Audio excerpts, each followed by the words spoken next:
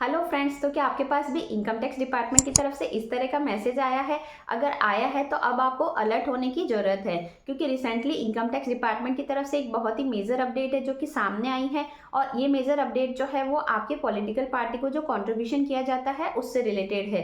तो अब जिन पर्सन के द्वारा एटीजीजीसी यानी कि पॉलिटिकल पार्टी में अगर कोई भी कंट्रीब्यूशन किया गया है तो उन सभी पर्सन को इनकम टैक्स डिपार्टमेंट की तरफ से एक वार्निंग मैसेज है जो कि सेंड किया गया है।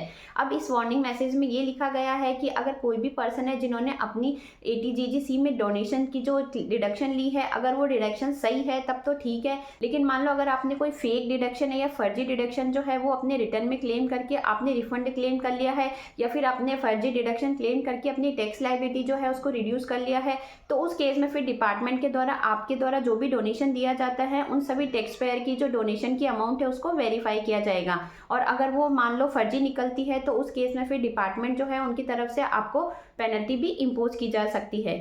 तो अब डिपार्टमेंट के द्वारा जो सभी टैक्स पेयर को मैसेज इशू किए गए हैं उस मैसेज में क्या मेंशन है?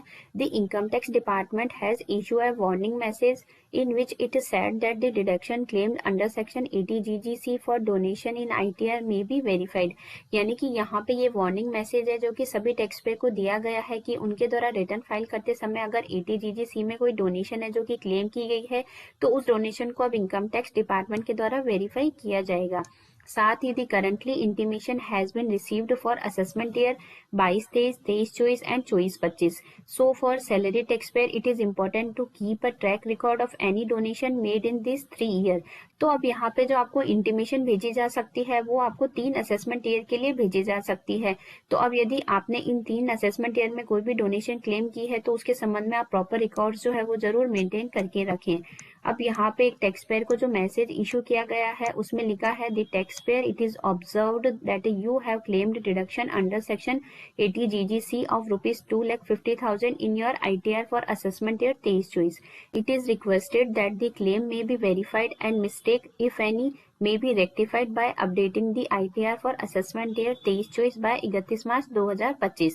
तो यानी कि यहाँ पे डिपार्टमेंट ने ये मैसेज लिखा है कि आपने जो अपनी असेसमेंट ईयर 23-24 की ITR फाइल की थी उसमें जो आपने 2.5 लाख रुपए की डोनेशन की जो आपने डिडक्शन क्लेम की थी उसके संबंध में अगर आपके पास प्रॉपर प्रूफ है तब तो ठीक है। अगर नहीं है और आपने मान लो फेक डिडक्शन क्लेम की है या आपने गलती से क्लेम कर दी है तो अभी भी आपके पास मौका है, आप अपनी अपडेटेड ITR 31 मार्च 2025 तक फाइल कर सकते हैं।